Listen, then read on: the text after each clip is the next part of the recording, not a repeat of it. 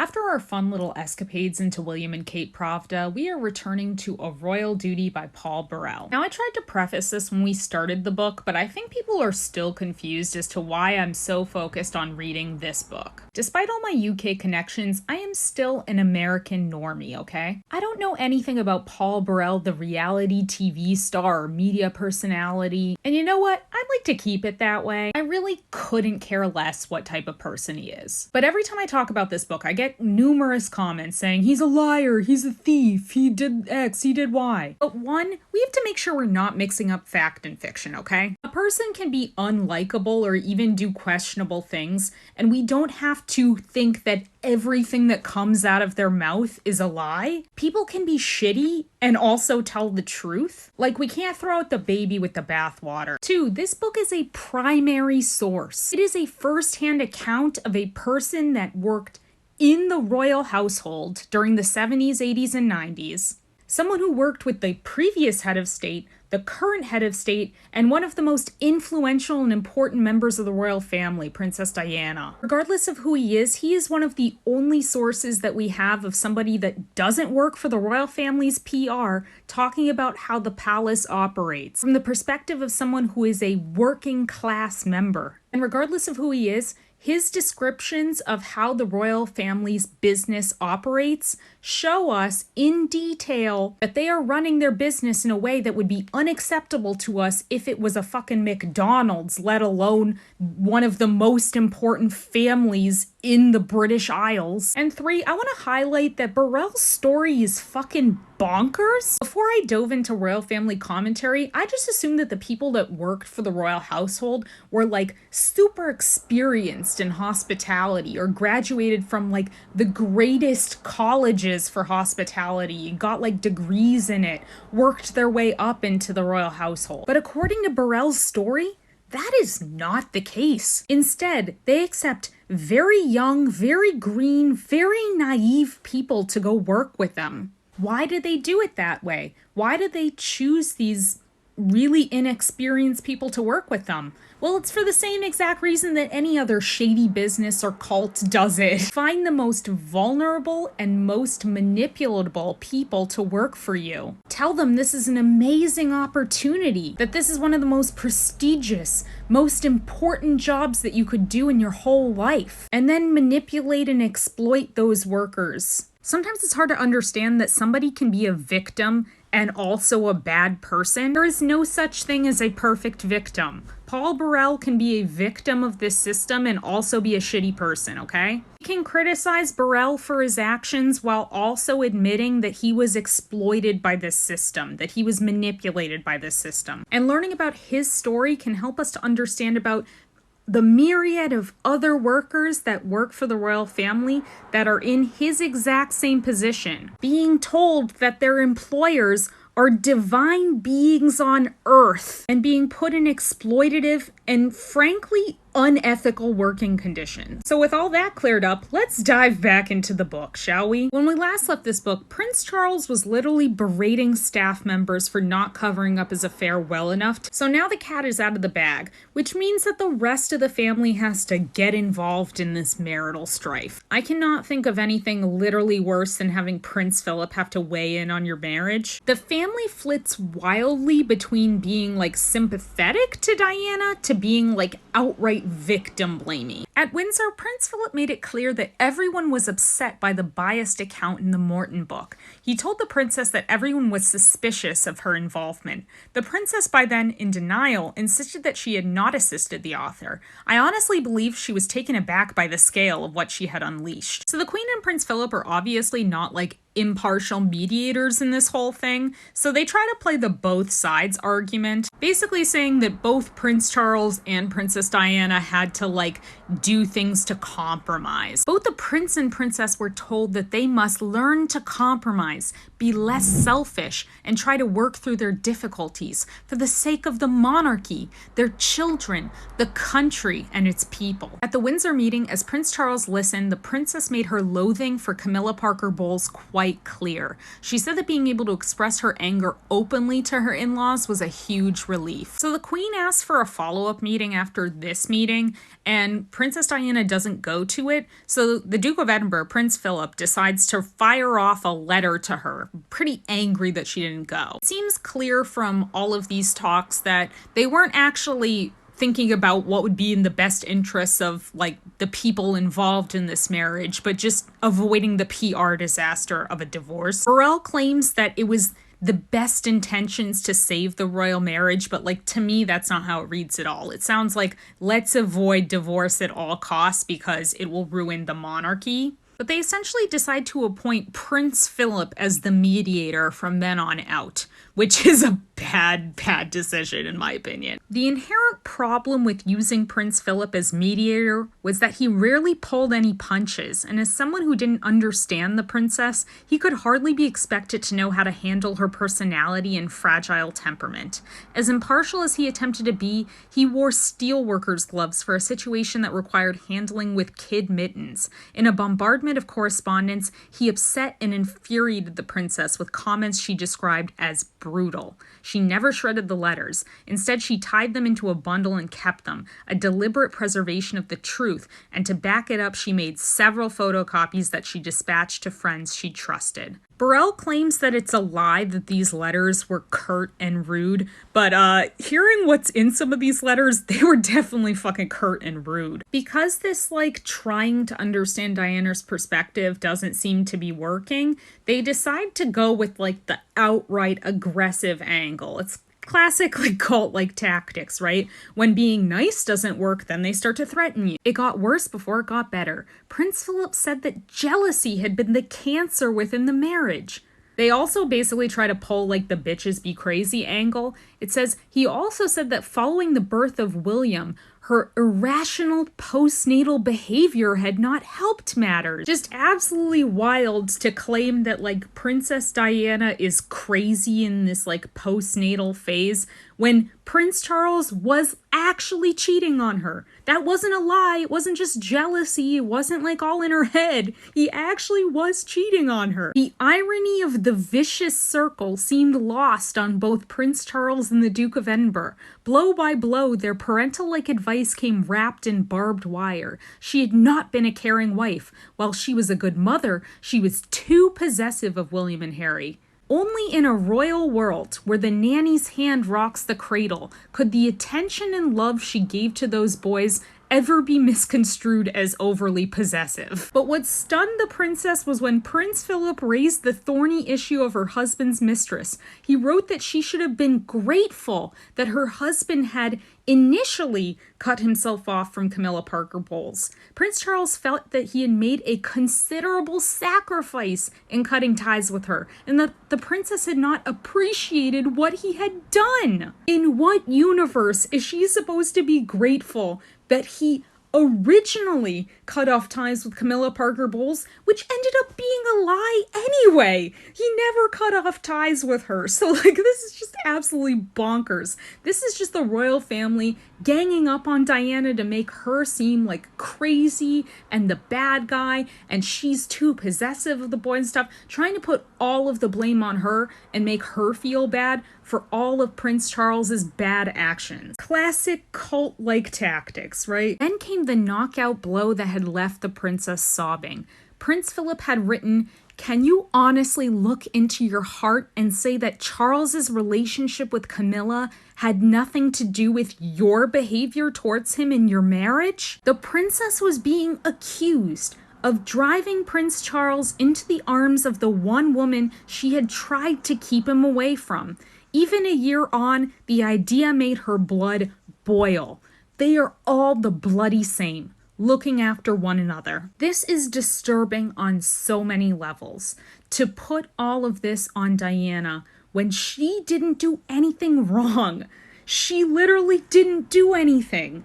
And they're trying to claim that she was the problem. is just absolutely despicable behavior. Of course, there is plenty more left in the book, so stay tuned. We are at it again looking at A Royal Duty by Paul Burrell. When we last left this, Prince Philip was trying to convince Diana to play along with what the family wanted by basically berating her and victim blaming her. He goes on to apologize and starts to play all sweet. Classic cult-like behavior, just flitting back and forth wildly between being like super sensitive and super understanding to just being like hostile and rude. And after she had challenged some of his comments, his letters became warmer, kinder, and more considerate. It was a marked shift from the rash assumption of others in the royal family who were too quick to dismiss her concerns as the rantings of a madwoman. Had anyone stopped to think her mood swings, bulimia, and screaming fits were born of a maddening frustration at simply not being heard? A wave of relief, almost vindication, swept over her when he made it clear that he didn't subscribe to the belief,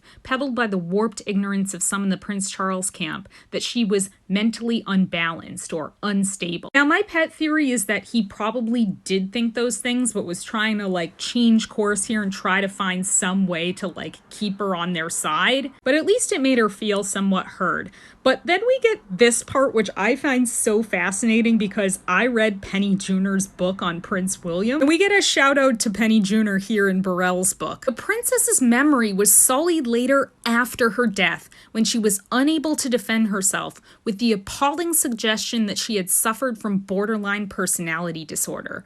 Royal author Penny Junor researched the illness for her 1998 book, Charles, Victim or Villain, and discovered it was spot on for the behavior Diana exhibited. It is worth remembering that in researching such a speculative conclusion, she was aided by the unused research of Jonathan Dimbleby for his 1994 book, The Prince of Wales. All these biographers are in cahoots with one another, who knew? But Prince Philip makes another fatal error in that he basically admits that Camilla Parker Bowles and Charles were having an affair the whole time, which is exactly what Diana thought, obviously.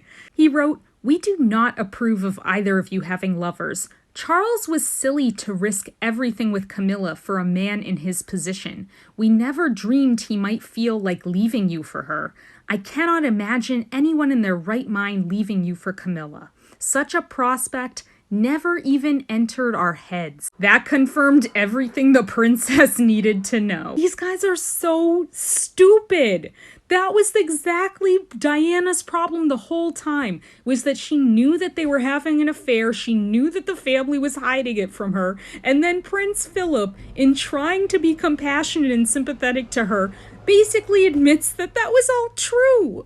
Whoopsie, so of course she shows all of this to Burrell because she's basically looking for anybody outside of this whole mess to like validate her experiences and her feelings, right? She's been in this whole like conditioning the whole time where people are telling her that she's crazy. She's just looking for anybody to tell her that she's not crazy. It was almost as if the princess was looking for an independent witness to prove that her view of the royals, the family, the marriage, the household, the way she was treated, her perceived injustices, was not an insane misinterpretation that suited her own agenda. Perhaps she also wanted to share the vindication the letters gave her, as if proof were needed of what the Duke of Edinburgh had written. She was also aware, of course, that I knew the Queen and her husband. Even with how they have treated her, Diana is willing to go to the press and try to clear up all of the scandal that's getting leaked to the tabloids, talking about how Prince Philip is treating her in these letters. And she even says to them, quote,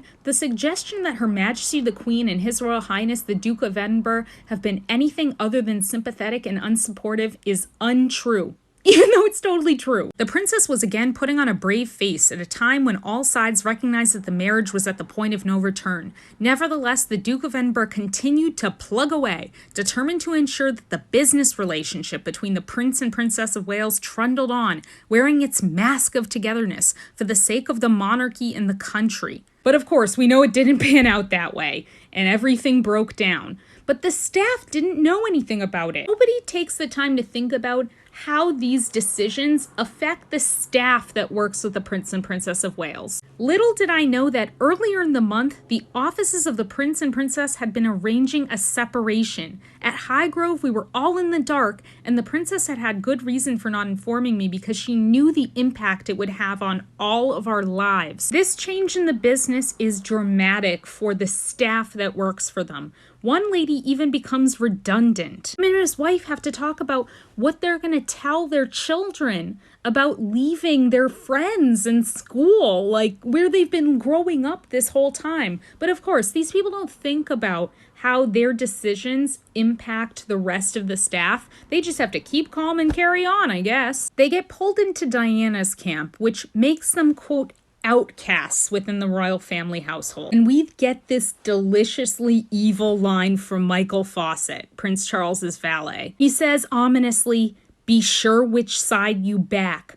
Remember, the prince will be king one day." And just to remind you who Michael Fawcett is, he is one of the key figures in the Cash for Honor scheme that King Charles was running, where Saudi donors were exchanging cash into King Charles's charity organizations in exchange for OBs and other honors from the royal family. He was also accused by another palace household staff member, George Smith, of engaging in assault with him, as well as engaging in a sexual act with Prince Charles that the palace completely buried. Absolutely not a man to be trusted. It gets so bad that staff members from one camp are being told that they can't associate with people in the other camp. One woman, Lita Davis, is actually told by a member in Prince Charles's camp that she shouldn't have a relationship with Maria, Burrell's wife,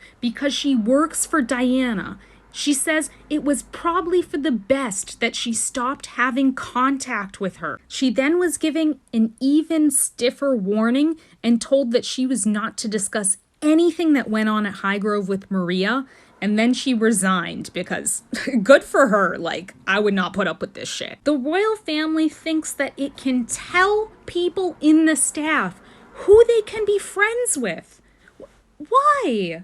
Literally, why? It's probably just so that Prince Charles can continue doing shady shit and assuming that it won't leak out to Diana. Your employer should not have this amount of control over you and your life. Ay, this is crazy. Welcome back to Reading A Royal Duty by Paul Burrell. For some reason, my first episode on this is stuck in TikTok hell or something. So I guess you're just not going to be able to see it for a while. I don't know why. But I guess this is a good time to plug my YouTube channel because I'm sure it's going to go up there no problem soon. When we last left this book, Princess Diana and Prince Charles have finally gotten a divorce. We yet again see the media consumption of the royal family. We see that they read exactly the same thing. It's laid out for them in exactly the same way. We saw this with the Queen earlier. From bottom to top, it's the Times, the Daily Telegraph, the Daily Express, the Daily Mail, and the Daily Mirror. It's bizarre, right? The PR of the royal family is in cahoots with these publications, and then they are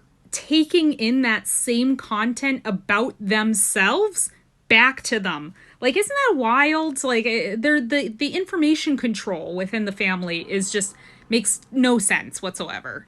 Burrell also confirms something that Harry also confirmed in Spare, that Princess Diana saw Tiggy Leg Bork, William and Harry's new nanny that Charles introduced after the divorce, as a sort of threat. She was kind of under the assumption that they were sleeping together, and I've seen this in a couple biographies as well where they try to downplay it and say, no, she was just a maternal figure, blah, blah, blah. But he at least says that she had this sort of sense, and it makes total sense because, why would she start trusting Charles now, you know? But here we get to the meaty part. This is where the family starts to totally cut Diana out. So Princess Diana is caught on camera at the gym from a secret hidden camera that the gym owner placed in there specifically, probably at the behest of paparazzi. And even in 1993, this goes against the Press Complaints Commission. So as a reasonable person would do, Diana makes a statement about this invasion of her privacy. She tells the media, quote,